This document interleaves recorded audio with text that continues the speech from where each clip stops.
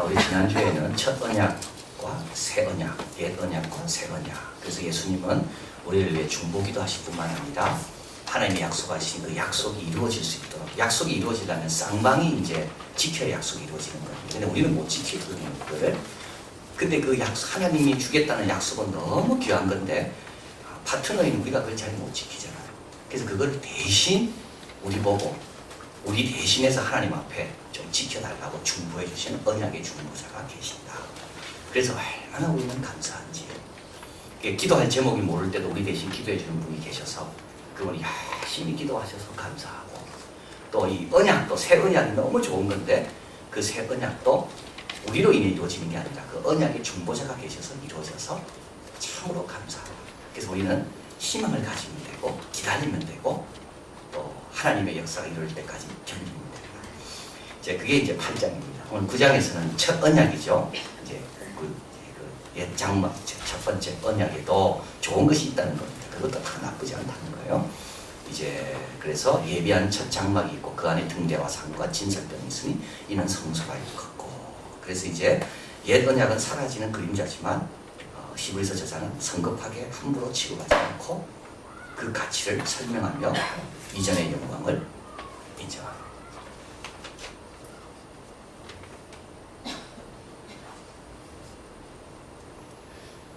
네, 고맙습니다.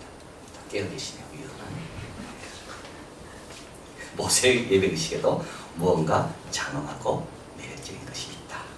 그래서 첫 장막, 둘째 장막 이렇게 나눠 설명하는데, 첫 장막은 뭐냐 하면 이거는 성소입니다. 거기에는 뭐가 있는가 하면요, 등대가 있고 상이 있고, 이게 이제 떡을 놓는 상이고요, 진설병은 떡입니다. 12개 떡. 그리고 향을 계속 사는 것이 첫 장막 안에 있는 거, 이게 성소입니다. 이제 그걸 지나면 두 번째 장막을 지나면 지성소인데 거기에는 이제 금으로 싼 언약궤가 있고 속죄소가 그 위에 덮개가 있는 거죠.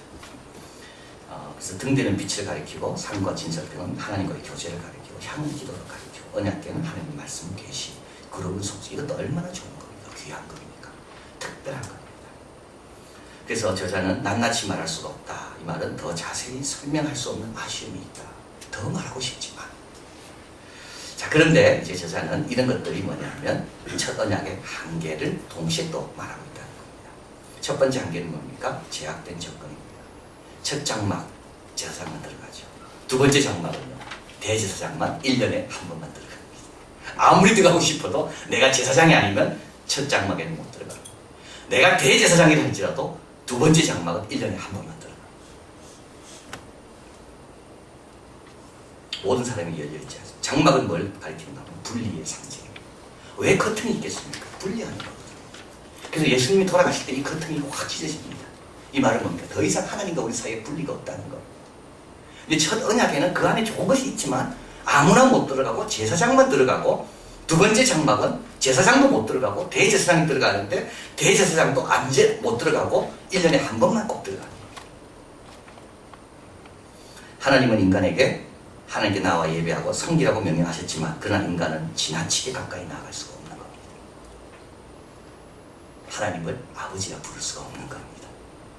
나의 주라고 부를 수는 있지만 하나님을 아버지라고 부를 수가 없는 겁니다. 어디 감히 우리가 하나님을 아버지라 부릅니까? 이스라엘에게 하나님이 거하실 집을 지으라고 하셨지만 이스라엘이 그 집에서 하나님의 임재에 들어가는 것을 우리 하나님은 금하시는 겁니다. 왜냐하면 거룩의 문제가 해결이 안 됐기 때문에.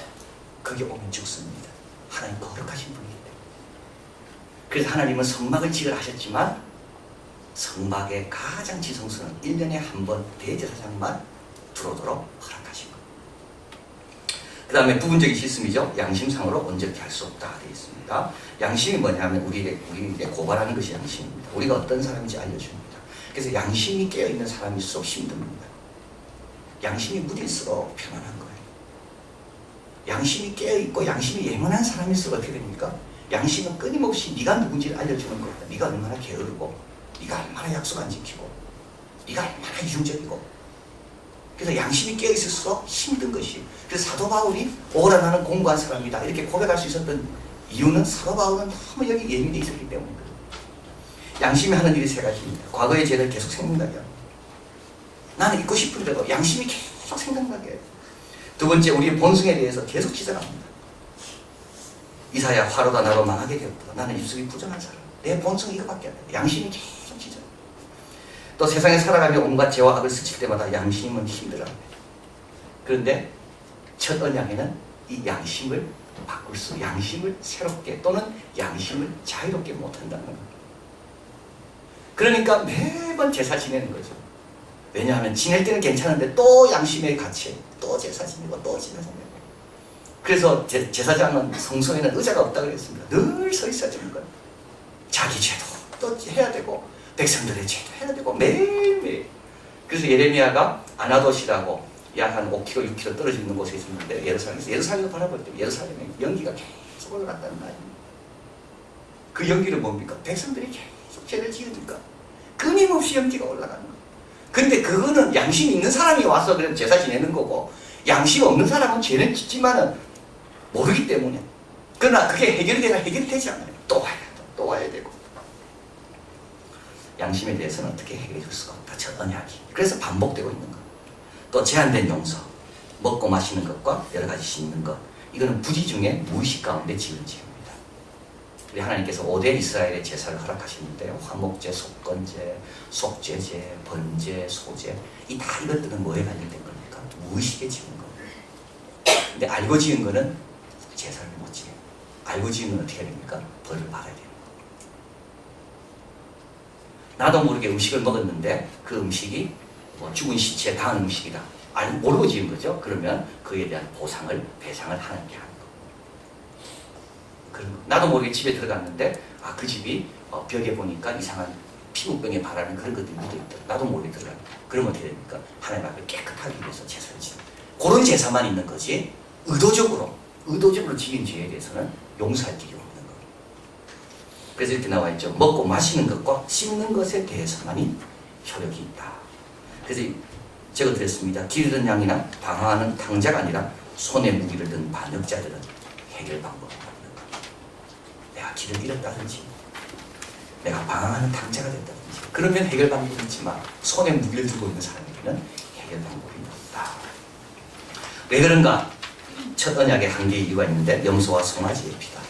염소와 송아지의 피는 어떤 피입니까? 염소와 송아지가요 억지로 잡혀온 거거든요. 자원한 제물이 아닌 겁니다. 그 피 갖고는 해결이 안 돼요. 염소와 송아지 피가. 또 허물에 쌓여있는 대제사장, 자기와 자기 백성의 허물을 위하여 드린 것이 대제사장 자기도 허물이 많아. 그 세 번째는 암송아의 죄를 뿌린다. 육체만을 거룩하게 합니다. 자, 그래서 이제 새 언약의 피가 나오는데요. 이게 바로 예수님의 피인 겁니다. 새 언약의 능력은 왜 그런가? 피가 다르다. 피종류가. 누구의 피입니까? 예수님의 피입니다. 하나님의 아들의 피입니다. 하나님의 아들은 자원한 거예요. 흠없는 자의 피인 거예요. 오늘도 출근하다가 라디오에서 들었는데 자기 형님에 대해서 떠올리는 분이에요. 아침에 이제 출근할 때 그때 되면 항상 일어나자 대한민국이 좋은 프로그램이 이렇게 해서 그걸 들을 때마다 감동적인 내용이 많이 나옵니다. 그건 다 이제 보통 사람이 살아가면서 이렇게 하면 대한민국이 더 좋아지겠다. 자기가 깨달은 것들 나누는 건 아주 소박한 내용인데 오늘은 이제 자기 형 이야기인 겁니다. 이제 현충일도 지나고 6.25도 오고 있기 때문에 자기 형이 자기를 희생한 걸 생각하고 자기 형 때문에 우리가 다 공부했고 근데 그 형이 6.25 전쟁에 가서 돌아가셨고 막 울더라고요. 그래서 우리가 그분의 희생을 잊으면 안 된다. 피도요. 그런 사람이 피가 효과가 있는 겁니다. 우리는 염소의 피 갖고는 아무도 변화가 안 일어납니다. 그러나 나를 가장 사랑하고 가장 나를 위해 헌신적인 분이 나를 대신해서 희생했다. 그러면 그에 대한 도전이 엄청난 겁니다. 피도 피 종류가 다르다는 거예요. 그래서 억지로 끌려온 염소의 피하고 하나님의 아들이 우리를 위해서 자발적으로 낸 그 피하고는 피의 능력이 다르다는 거예요. 제가 드렸죠. 사람의 피는 양의 피보다 가치 있다. 왕이나 위대한 장군의 피는 수많은 일반 병사의 피보다 귀중하게 됩니다. 하나님의 아들의 피, 그 가치를 형에는 표현을 찾으려는 생각은 헛된 것이다. 그래서 예수님의 피가 능력이 있다는 거예요. 그 효과는 영원한 거예요. 그래서 이제는 더 이상 제사 지낼 필요가 없습니다. 그리고 성령께서 임하십니다. 이게 참 중요한 거예요. 성령은 뭡니까? 그 피가 우리한테 효과가 있도록 우리에게 적용이 되도록 역사하는 분이 성령이라는 거예요. 그래서 본문에 볼까요? 하물며 영원하신 성령으로 말미암아 양심으로 죽은 행실에서 깨끗게 하시고 살아계신 하나님을 섬기게 못하겠느냐. 하물며 이 피를 어떻게 해요? 믿어야 되고 이 피의 역사를 성령께서 역사하심을 믿고 기다리라는 거예요. 오늘 아침에 출근하는데 그 아이들 3명이 있더라고요. 얼마나 반갑든지. 근데 반가울 때 꽤 아니겠니? 학교에 있어야 되는데 와 있는 거예요 지금. 걔들도 훈련을 잘 받아서 다 제가 가면 일어나요. 그래서 제가 야 너 학교 안 가고 왜 여기 있냐? 어제 다 잘렸다. 그래가지고 교복 입고 싶어가지고 교복 입고 여기 와 있다는 거. 그래서 제가 몽쉘 좀 줄까? 고맙다 그러더라고요. 그래서 제가 몽쉘 가지러 왔다가 목마르겠다 생각이 들더라고요. 그래서 물을 2개를 2컵을 담아가지고 내려갔어요. 멜기세덱이 생각나더라고요. 멜기세덱이 떡만 주지 않고 포도주도 같이 줬는데 아브라함에게 떡만 주면 목마를 거라 생각했기 때문에 포도주도 같이 가자고 합니다. 그래서 제가 이제 몽쉘 3개하고 3개하고 물 2개하고 들고 내려갔어요. 주고 3명이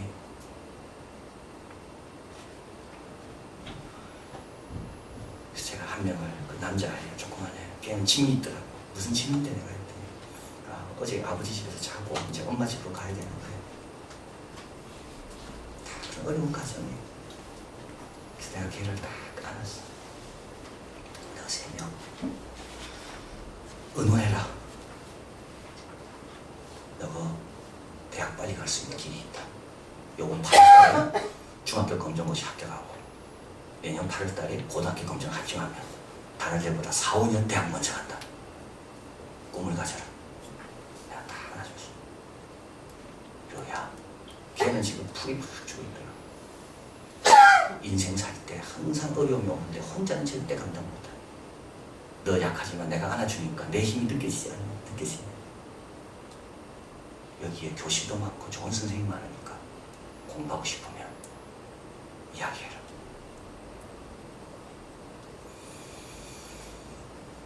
화장하면 안 되고 그 대신에 슬리퍼 신고 오면 안 되고 담배 피우면 안 된다. 준비되면 이야기해라. 중학교 2학년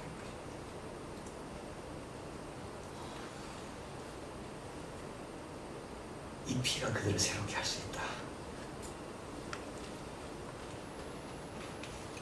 우리는 이 피가 어느 정도 모범생에 조금 부족한 걸 새롭게 한다라고 생각할 때가 참 많이 있어요. 우리는 이 피는 조금 가능성이 조금 부족한 사람에게 이 피가 가능할 거다. 그러나 그렇지 않다는 거죠. 하물며 이 피가 너희를 새롭게 하고 하나님을 섬기게 못하겠는가? 여러분, 하나님의 이 보혈의 능력을 우리가 가소평가해서는 안 됩니다. 하나님의 보혈의 능력은 불가능하다고 생각하는 것도 얼마든지 일으킬 수 있고 변화시킬 수 있다는 것을 우리가 그것을 믿어야 되는 거예요. 그리고 기다려야 돼요. 기도해야 되고 이걸 놓으면 되지 않는 거죠. 어저께도 말 들어보니까 오토바이 타는 놈들 때문에 집사님들이 어려우셨다 그러더라고요. 말하니까 오히려 그놈이 우리 놀리려고 계속 크락션으로 잡을 수가 없어. 빨리빨리 도망다니니까. 근데 제가 오늘 생각해보니까 그런 애도 있지만 그 가운데 한두 명이라도 우리로 인하여 복을 받는다면 우리는 하나님께 영광 돌릴 수 있고 감사한 거다.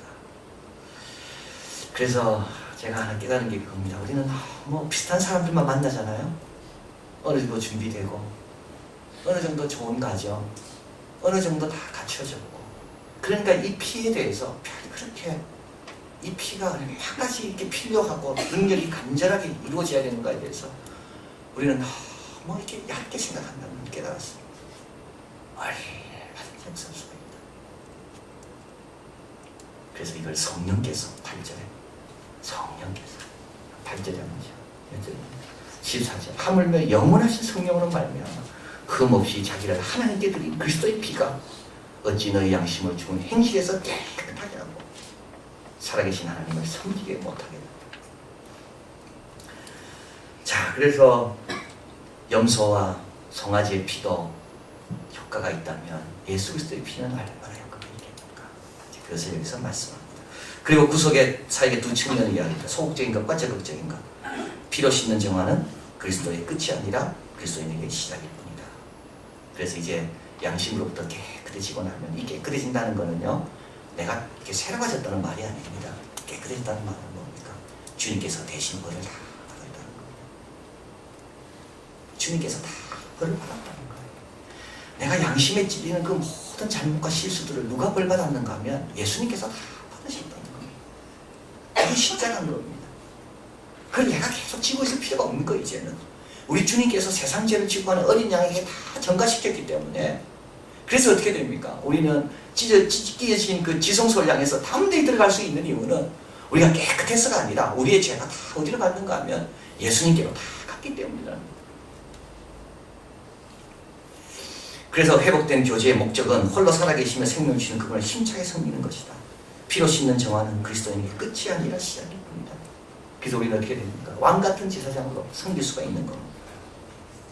우리의 양심은 우리가 자신에 대해 마땅히 생각할 바를 말해주지만 이것도 맞습니다. 이거 없는 것보다 있는 게 나아요. 그러나 그 하나 더 위에 있는 게 있습니다. 그리스도의 피는 하나님께서 그리스도 안에서 우리에 대해 생각하는 바를 말해준다. 하나님께서 나를 어떻게 보는가? 너를 아이라 하지 마라. 나는 아이입니다라고 자꾸 이야기하지만 하나님은 너를 아이라고 하지 마라. 자, 그래서 어떻게 해야 되는가? 여기 보면 섬긴다는 말이 나오죠. 그래서 깨끗하게 하시고, 깨끗하게 하고, 우리의 죄가를 다 아들에게 돌리시고, 우리는 더 이상 그 죄가를 지을 게 하나도 없어진 겁니다. 깨끗하게 된 겁니다. 그래서 하나님 앞에 담대히 설 수 있게 된 겁니다. 그걸 한다면 살아계신 하나님을 섬긴다. 이 섬긴다는 말은 제사장입니다. 다시 처음으로 돌아오죠. 근데 이 제사장은 첫 언약의 제사장이 아니라 두 번째 언약, 새 언약의 제사장입니다. 이 제사장은 지성소를 향해 언제든지 들어갈 수 있는 제사장입니다. 이 제사장은 기도의 향을 언제든지 피울 수가 있고, 이 제사장은 주님과 떡을 나눌 수 있는 교제에 언제든지 할 수 있는 제사장입니다. 휘장이 찢겨진 상태로 나가는 제사장. 그래서 우리는 더욱 감사하며 책임심을 갖고 감당해야 한다. 이사야, 예레미야, 사도 바울. 사도 바울은 뭐라 했습니까? 나는 주인 중에 괴수입니다. 근데 이전 것은 지나갔으니 보라 새 것이 되었도다. 그래서 여러분 너무 양심에 시달리지 마세요. 그건 도덕적인 차원이지 영적인 차원은 절대 아닙니다. 오늘 불렀던 찬송 있잖아요. 너는 보배롭고 존귀한 주의 자녀라. 나는 보배롭고 존귀하고 주님 친도 붙들고 계시고 주님의 사랑은 하나도 달라진 것이 없고, 근데 우리 양심은 자꾸 우리를 쏘고 찌르고 힘들게 하고 주눅들게 하고. 자, 그래서 보혈에 주님의 보혈이 힘이 있고 마른 뼈도 군대가 되게 하시는 주님의 능력에 통로가 된다.